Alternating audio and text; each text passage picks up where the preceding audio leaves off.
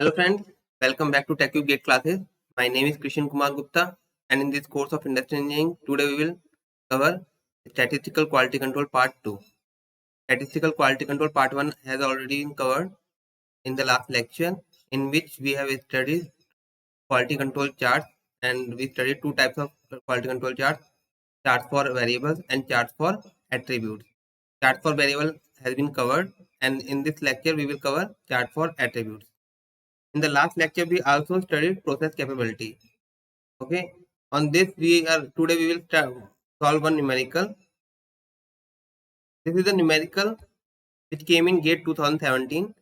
Cylindrical pins of diameter 15 plus minus 0.02 mm are being produced on a machine. Statistical quality control tests show a mean of 14.995 mm and a standard deviation of 0.004 mm. The process capability index of CP is ये option है. आपको diameter की tolerance given है 15 plus minus 0.02. मतलब क्या हुआ इसका मतलब ये हुआ, I can say it is 15 plus 0.02 minus 0.02. मतलब ये रेंज हमें गिवन है कि मिनिमम जो डायमीटर हो सकता है पॉसिबल है that is 15 minus 0.02 means 14.98 mm and maximum should be 15.02 mm. इससे इस रेंज में नहीं होना चाहिए. मीन दे रखा है 14.995. Okay, x bar is 14.995. This is your redundant data. इसकी हमें जरूरत नहीं है. It is not required in this question. Standard deviation sigma 0.04 mm. Sorry, 0.004 mm. 0.004 mm. Okay. अब इसमें से हम x max और x minimum निकाल लेंगे पहले. तो CP का फॉर्मूला कहता है प्रोसेस कैपेबिलिटी इंडेक्स का x max minus x minimum divide by 6 sigma. Right. x maximum कितना होगा इसमें 15.02. मैक्सिमम डायमीटर कितना हो सकता है 15.02. मिनिमम कितना हो सकता है 14.98. Right. And 6 sigma is 0.004.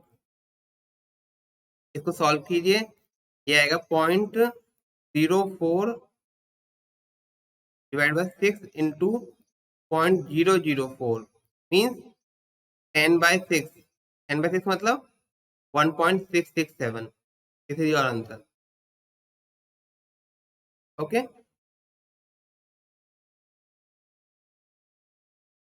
Now control chart for attribute. अब एट्रीब्यूट्स के चार्ट हम पढ़ते हैं. फर्स्ट चार्ट है पी चार्ट. पी चार्ट को हम बोलते हैं फ्रैक्शन ऑफ प्रोपोर्शन डिफेक्टिव. इसमें देखिए आपको क्या क्या याद रखना है. पी चार्ट कौन सा है? एट्रीब्यूट चार्ट है. पी चार्ट का मतलब क्या है? नाम से फ्रैक्शन ऑफ प्रोपोर्शन डिफेक्टिव. किस डिस्ट्रीब्यूशन को फॉलो करता है? बाइनोमियल डिस्ट्रीब्यूशन को फॉलो करता है. अब बाकी इसको समझ लेते हैं. मान लीजिए इसका सैंपल में फर्स्ट सैंपल आपने लिया, इसका सैंपल साइज है n1. नंबर ऑफ डिफेक्ट्स इसमें निकले d1. d1 is the number of defects. Then proportion defective कितना होगा इसमें? d1 by n1 will be proportion defective. Similarly आपने सेकंड सैंपल लिया, n2 निकला इसमें. ये n2 सैंपल साइज है. d2 नंबर ऑफ डिफेक्ट्स है इसमें. प्रोपोर्शन डिफेक्टिव कितने होंगे यहाँ पे?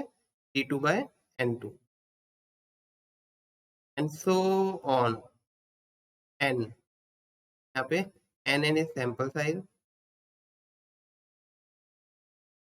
dn is number of defects, dn upon nn is proportion. I hope this is clear. Right. Now you have to find mean of this, average. For finding central limit you have to find average. So find p bar is equal to P1 plus P2 plus Pn divided by n. This is P. This term is P. ये P1 है आपका, ये P2 है आपका, and so on. This Pn. Clear? P बार. अब binomial distribution होता है. Binomial distribution में आपको ये याद रखना है, जो वेरिएंस होता है बायनोमियल डिस्ट्रीब्यूशन का, it is P into Q, where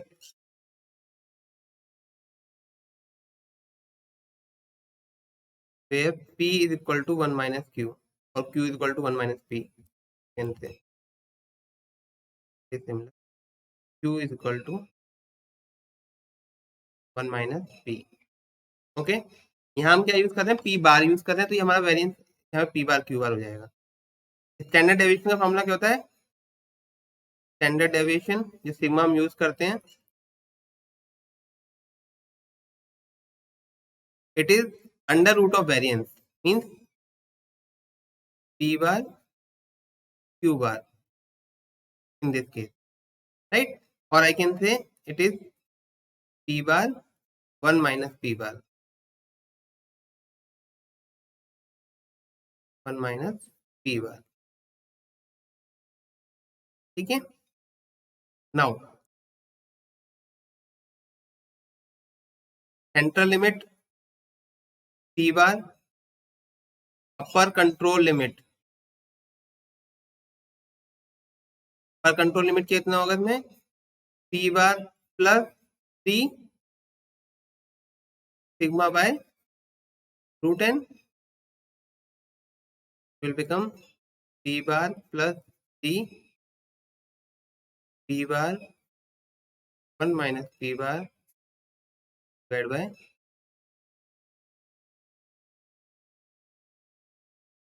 clear. And lower control limit, it will be P bar minus 3 P bar 1 minus P bar. This is P chart. Okay. एक चीज का याद रखना है, यहाँ पे देखिए, यहाँ पे क्या हो रहा है, यहाँ पे n हमारा कांस्टेंट नहीं है, n1 n2 n3 n है, तो यहाँ पे हम क्या करेंगे, स्मॉल n की जगह स्मॉल n बार यूज करेंगे, विच will B n1 plus n2 plus nn divide by capital N. इसका भी हम एवरेज ले लेंगे. तो यहाँ पे फॉर्मूले में n होता है जो आपका, यहाँ पे इसको n बार कर लीजिए.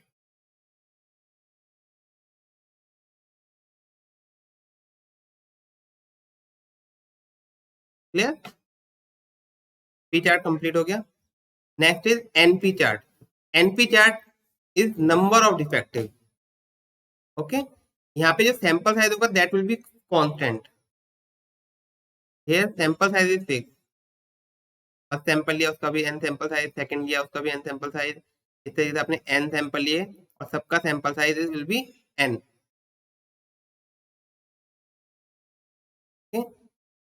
नंबर ऑफ डिफेक्ट्स P1 हो गया, P1 proportion defect P1 by n. Similarly, this will be Dn number of defects and this will be Pn Dn by small n. Clear? यहाँ पे क्या कीजिए, इसको एक और कॉलम बना लीजिए यहाँ पे नंबर ऑफ डिफेक्ट का.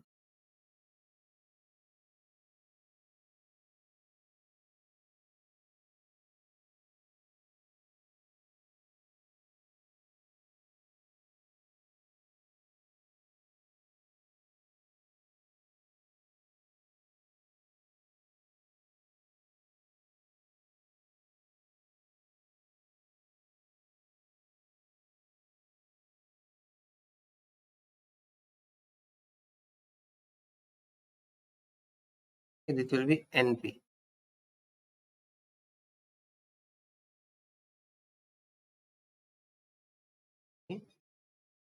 NP।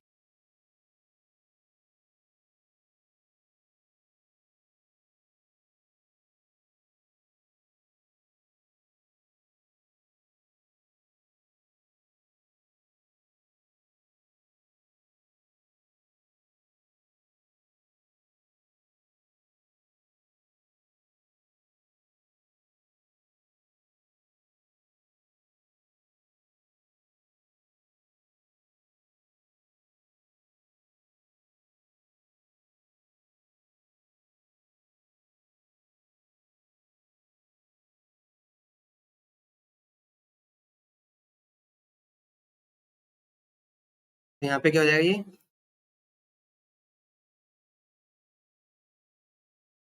it will become NP1, NP2 and so on NPN। अब आपको एवरेज लेना है, सेंट्रल लिमिट निकालनी है, तो एवरेज ले लीजिए। It will become NP bar which will be NP1 plus NP2 plus up to NPN divide by capital N। N common ले लोगे तो P1 प्लस P2 अब डिवाइड बाय N तो P बार हो जाएगा, that will be okay. Central limit will be NP bar. यहाँ पे variance कैसे निकालोगे आप, देखिए यहाँ पे वेरिएंस निकलेगा आपका, मैं देखो कि N से मल्टीप्लाई है ना आपका, तो NP into NQ, where Q is हो जाएगा NP N1 माइनस, राइट। तो यहाँ पे अपर कंट्रोल लिमिट निकालेंगे आप, अपर control limit it will be NP bar plus 3 sigma bye, ये आपका सिग्मा है, सॉरी दिस इज वेरिएंस नहीं, this is standard deviation. Variance अगर आपको वेरिएंस करना है तो स्क्वायर रूट हटाना होगा, ये variance, variance is the square of standard deviation, ये आपका स्टैंडर्ड डेविएशन है नीचे सिग्मा। वेरिएंस को हम डिनोट करते हैं सिग्मा स्क्वायर से, variance is sigma square, okay. 3 sigma by root n, आपका ये हो जाएगा NP bar plus 3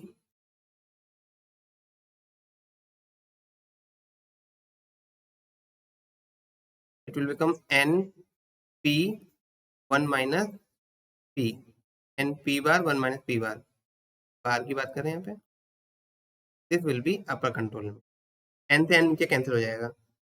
lower control limit will be NP bar minus 3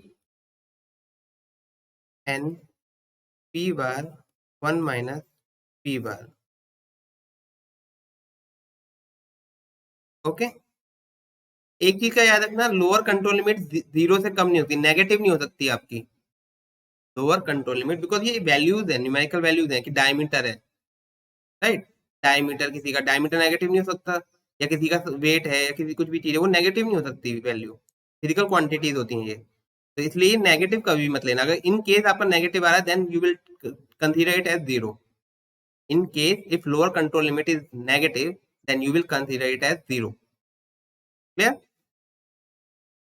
So this is NP chart, okay। Next is C chart, C chart, third chart is C chart। C means number of defective units, number of defects, ये आपको याद रखना है।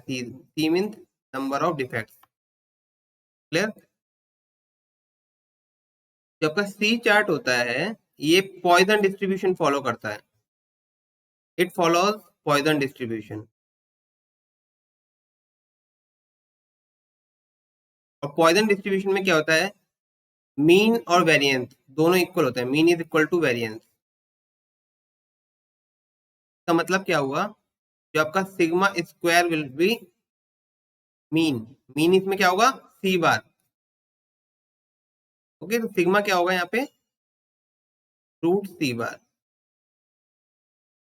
Okay. अब GATE में देखो एक बार question Poisson distribution पे ही आया हुआ है कि पॉइजन डिस्ट्रीब्यूशन में मीन दे रखा था और आपसे वेरिएंस पूछा था, और simply mean is equal to variance हमें फॉर्मूला लगाना था, ठीक है। जरूरी नहीं आपको यहाँ से क्वेश्चन आया, आपका यहाँ से लॉजिक आ गया कि हाँ Poisson distribution three chart follow करता है, थ्री चार्ट में क्या था, मीन इक्वल टू वेरिएंस, तो आपको याद आ गया, राइट। तो आपको ऐसे तरीके से भी याद रखना है, this is Poisson distribution. Okay, तो यहाँ पे क्या होगा, सी बार कैसे निकालोगे, C bar equal to C one plus C two up to C N, right. यहाँ पे सेंट्रल लिमिट होगी आपकी, central limit will be C bar, upper control limit will be C bar plus three under root C bar, and lower control limit will be C bar minus three under root. Okay, next is you chart. In you chart means defects per unit, you chart meaning defects per unit, इसका आपको मतलब पता होना चाहिए, defects per unit. कभी कभी क्या हो सकता है, ये पूछ सकते हैं आपसे डायरेक्ट कि ग्राफ्स को मैच करो, पी चार्ट, सी चार्ट, एनपी चार्ट और यू चार्ट, आप एक तरफ लिख दिया, इधर लिख दिया number of fraction defective, defects per unit, इस तरीके से तो आपको मैच करना हो तो वो भी आपको आना चाहिए, ठीक है। U equal to c by n, number of defects per unit, number of defects per unit, ठीक है। आपको एवरेज करना है, then it will be sigma of c divide by sigma of n कर दीजिए, ये आपका हो जाएगा central limit, will be central limit, upper control limit will be u bar plus three times of under root of u bar by n, and lower control limit will B minus time, ठीक है। ये आपके attribute chart complete हो गए। Question as it is नहीं आएगा direct, लेकिन आपसे उससे रिलेटेड किसी भी तरीके से आ सकता है क्वेश्चन, या यू चार्ट का मतलब क्या, number of defects per unit से मैचिंग करने के लिए आ सकता है, राइट।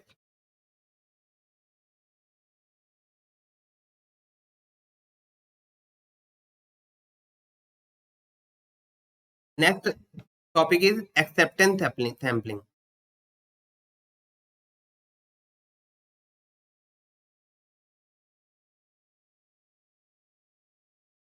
एक्सेप्टेंस सैम्पलिंग में हम क्या करते हैं, इसके अंदर हम इंस्पेक्शन करते हैं, राइट। जो भी हमारे प्रोडक्ट बने हम उनको इंस्पेक्ट करेंगे, और उसमें से हमें डिसीजन लेंगे कि हम इसको, जो पूरा लॉट तैयार हुआ है इसको हमें एक्सेप्ट करना है या रिजेक्ट करना है, on the basis of samples. पूरा हम हर एक प्रोडक्ट को चेक नहीं करेंगे, ठीक है। हम उसमें कुछ सैंपल ले लेंगे, उस सैंपल में से हम चेक करेंगे कि हाँ, डिसीजन लेंगे सैंपल चेक करने के बाद, whether this lot should be accepted और it should be rejected, right. अब हम ऐसा करते क्यों है, सिर्फ सैंपल ही क्यों ले रहे हैं, हम सारे पीस सारे प्रोडक्ट को क्यों नहीं चेक कर रहे हैं। उसका रीजन ये है कि अगर हम सारे सैंपल को टेस्ट करेंगे तो हमारी टाइमिंग ज़्यादा लगेगी और कॉस्ट भी ज़्यादा लगेगी, ठीक है। क्योंकि हमें चेक करने की इंस्पेक्शन कॉस्ट भी तो आएगी, तो वो हमें लगेगी। तो इसलिए हम क्या करते हैं, कुछ सैंपल ले लेते हैं, उस सैंपल बेसिस पे करते हैं। इसमें एक्सेप्टेंस सैम्पलिंग में सबसे पहला मेथड है single sampling plan, single sampling plan. अब देखिए इसमें क्या करते हैं, सिंगल सैम्पलिंग प्लान में, सिंगल सैम्पलिंग प्लान में इसमें आपके पास एक्सेप्टेंस नंबर गिवन होता है, एक्सेप्टेंस नंबर, ओके, से it is c, acceptance number is c. आपने एक सैंपल लिया पूरे लॉट में से, कंसीडर 1000 प्रोडक्ट्स का लॉट है जिसमें से आपने 10 पीसेस उसमें से निकाले सैंपल, एज ए सैंपल। अब 10 पीसेस को सैंपल आपने टेस्ट करना शुरू किया, और आपके नंबर ऑफ डिफेक्ट उसमें डिफेक्टिव आइटम निकले, नंबर ऑफ डिफेक्टिव प्रोडक्ट्स कितने थे, D, number of defective products आपके डी आ गए, राइट। इफ डी इज, आपने लॉट कितना था, लॉट साइज था एन, कैपिटल एन, और सैंपल साइज है small N, okay, both are different, इसी को याद रखना। If N, sorry, if D is less than equal to C, अगर आपका जो डी है, नंबर ऑफ डिफेक्टिव प्रोडक्ट्स आए हैं, वो एक्सेप्टेड नंबर से लेस देन इक्वल टू है, then in that case you will accept the lot. Accept the lot, lot को आपने पास कर दिया, okay this is good lot. And if D is more than c then you will reject the lot. आपने कहा पूरा lot खराब है, ठीक है। This is called single sampling plan. Next is double sampling plan. Double sampling plan, okay. Double sampling plan में क्या करते हैं, आपने पूरा लॉट है एन क्वांटिटी का, ठीक है। इसमें से आपने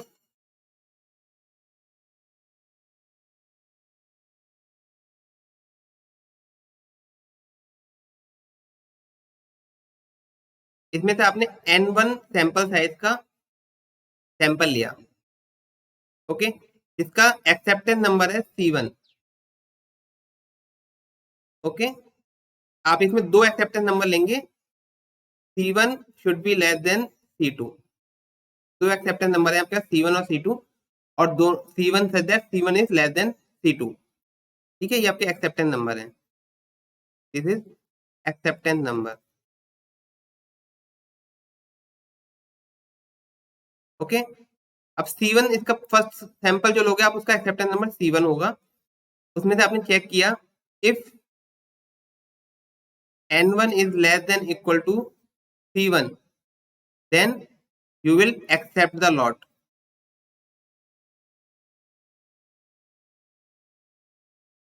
ओके।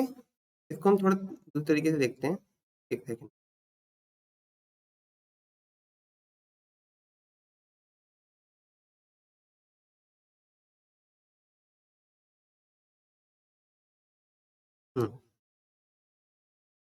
लॉट था आपका n साइज का। आपने फर्स्ट क्या किया, सैंपल लिया n1, ओके। देन इसके बाद आपने चेक किया, और इंस्पेक्शन करने के बाद आपने चेक किया, if n1 is less than equal to C1 तो D1, if D1 n1 sample size में जो नंबर ऑफ डिफेक्ट थे, number of defective unit will, number of defective products D1 है, ओके। n1 सैंपल में number of defective products D1 है। If D1 is less than equal to C1 then you will accept the lot. If D1 is more than C2 you will reject the lot, C2 this one, okay, you will reject the lot. If D1 is lie between C1 and C2 more than or equal to C2 then you will reject the lot. If D1 lie between C1 and C2 you will go for double sampling. Double sampling मतलब you will take another sample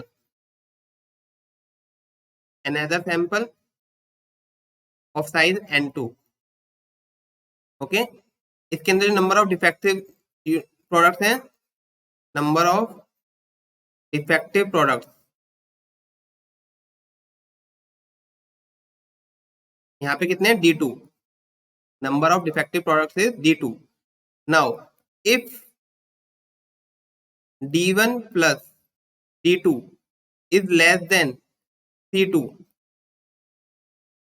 if D1 plus D2 is less than equal to C2 then you will accept the lot, otherwise reject. I hope it is clear. Double sampling में क्या करना है, आपको दो sample लेंगे। पहला sample आपने n1 लिया जिसके अंदर आपके डिफेक्टिव यूनिट n1 आई, D1 आई। दो आपके पास एक्सेप्टेंस नंबर है C1 एंड C2, ठीक है। इसको एग्जांपल ले लेते हैं, एग्जांपल से सॉल्व कर लेते हैं, आपको बहुत आसान पड़ में जाएगा। कंसीडर 1000 का आपके पास लॉट था, 1000 इज लॉट साइज, ओके।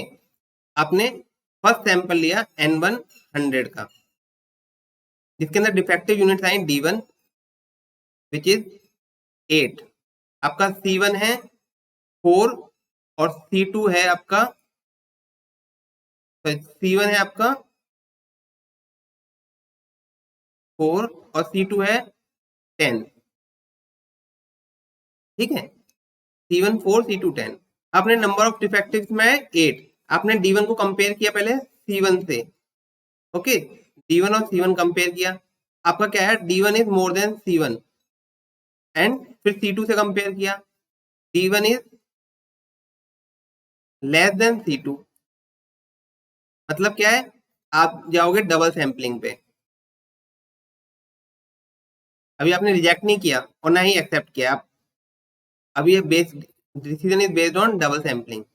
अब डबल सैंपलिंग पे गए आप, फिर आपने एक और सैंपल ले लिया N2 150 यूनिट्स का, ओके, इसमें डिफेक्टिव यूनिट्स आपके पास आए 1, एक ही डिफेक्टिव आया आपके पास, आपने D1 प्लस D2 किया, 8 plus 1 which is 9 which is less then C2, C2 से कम आया तो आपने लॉट को एक्सेप्ट कर लिया। क्लियर? ये आपका एक एग्जांपल ले लिया था हमने, okay. Next is OC curve, operating characteristic curve.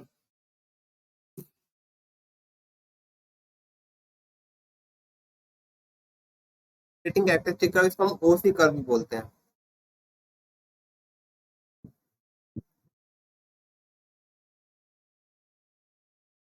Okay. The blue line showing ideal OC curve, ये आपका आइडियल OC कर्व है। आइडियल OC कर्व क्यों है?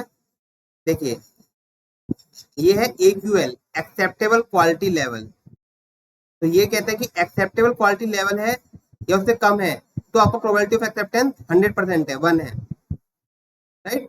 मतलब अगर आपका एक्सेप्टेबल क्वालिटी लेवल से कम है या उसके बराबर है तो हम लॉट को एक्सेप्ट कर लेंगे, अदरवाइज रिजेक्ट कर देंगे। इसका मतलब ये है, this is called ideal OC curve. But actual में क्या होता है, थोड़ा सा हम और भी ज्यादा एक्सेप्ट कर लेते हैं डिफेक्ट को, एक्सेप्टेबल क्वालिटी लेवल से थोड़ा सा और ज्यादा, which is called we can tolerate some more defect, this is called tolerance zone, this is tolerance zone,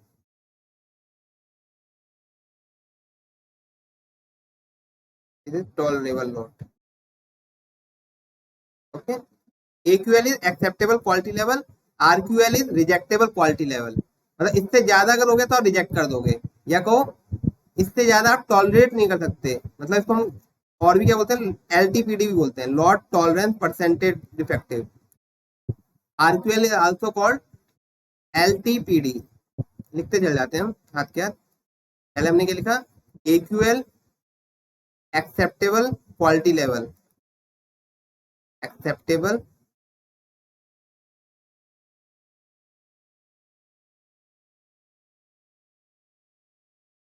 acceptable quality level,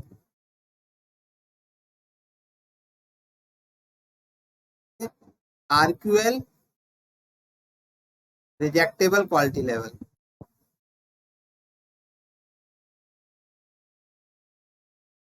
RQL को हम LTPD भी बोलते हैं,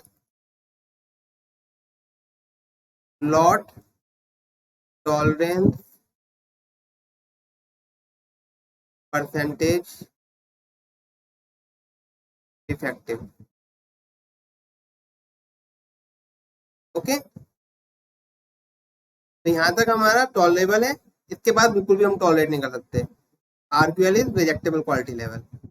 अब ये देखिए, this what is this, this is called alpha, इसको हम समझेंगे थोड़ा ढंग से। Alpha producer this, alpha is producer this, and this is called beta, beta is consumer risk। देखिए यहाँ पे क्या होता है,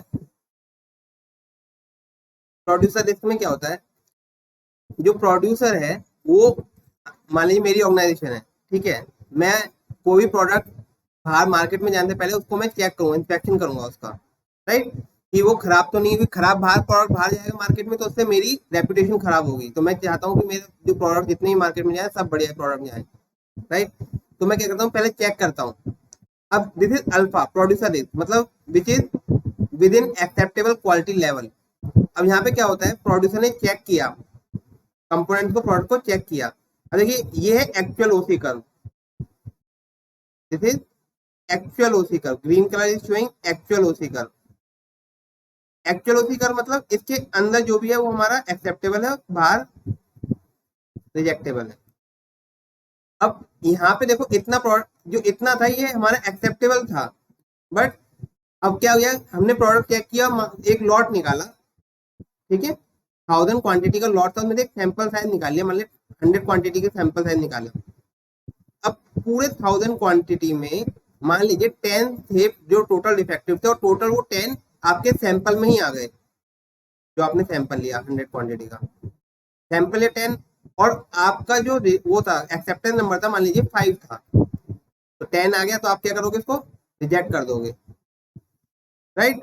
अब रिजेक्ट कर दिया तो उस केस में क्या हुआ, पूरा लॉट तो गुड लॉट था, तो अगर 1000 के कंपेयर में आप 10 चेक करोगे तो वो एक्सेप्टेबल था, लेकिन 100 के कंपेरिजन में 10 रिजेक्ट कर दिया आपने पूरा lot.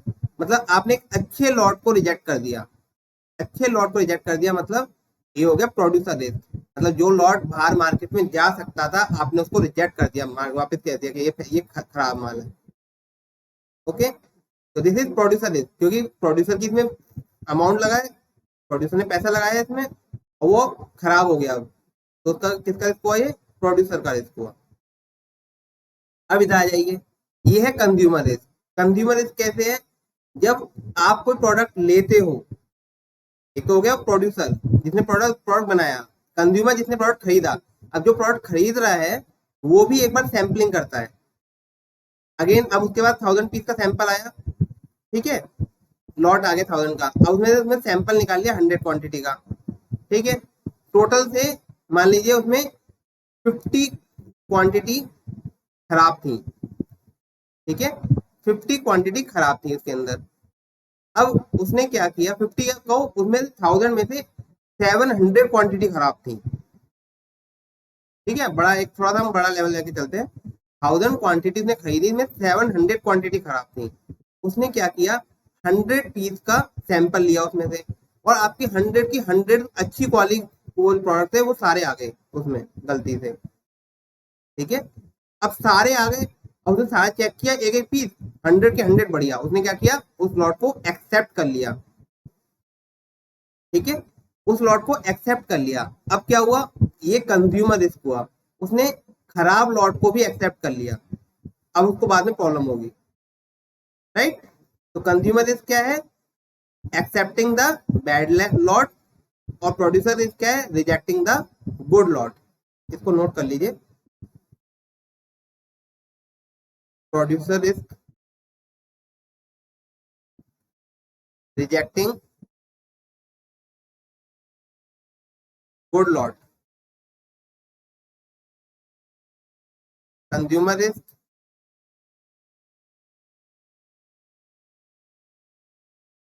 Accepting bad lot. Clear, average outgoing quality, जो टोटल प्रोडक्ट्स आपके ऑर्गेनाइजेशन से बाहर गए हैं उसकी एवरेज आउटगोइंग क्वालिटी कितनी है, ठीक है। इसको हम निकालते हैं formula P into p a into n minus n by n. Small p percentage defective, कितना डिफेक्टिव है उसमें, p a probability of acceptance, क्या एक्सेप्टेंस प्रोबेबिलिटी रहेगी, n minus n, capital n is lot size, small n is sample size, ठीक है। if capital N is more than much more than n, then it will be approximately 1, then the formula will be P into PA। clear, probability of acceptance। अब probability of acceptance क्या निकालते हो, देखिए ये जो curve है आपका, this actual OC curve, this is binomial distribution, ये आपका बाइनोमियल डिस्ट्रीब्यूशन फॉलो कर रहा है। बाइनोमियल डिस्ट्रीब्यूशन का प्रोबेबिलिटी का क्या फॉर्मूला होता है, वो हम लगा देंगे वहां पे। आपका बाइनोमियल डिस्ट्रीब्यूशन फॉलो कर रहा है तो ये हम यहाँ फॉर्मूला लगा देंगे प्रोबेबिलिटी ऑफ एक्सेप्टेंस का, ई की पावर माइनस ई मतलब एक्सपोनेंशियल, एक्सपोनेंशियल की पावर माइनस एनपी, एनपी की power c and divide by c factorial, where n is sample size, p is percentage defective and c is the number of defects in the lot, in the sample, sorry. Clear? I hope this is clear to you. Even if you have any doubt, you can post it in the Telegram channel, and the link of the Telegram channel will be given in the description box. And you can also watch the previous videos from the playlist of industrial engineering. Okay, now this is complete. Statistical quality control is also completed in this session. Now next we will cover, next chapter we will start in the next lecture. Okay, thank you.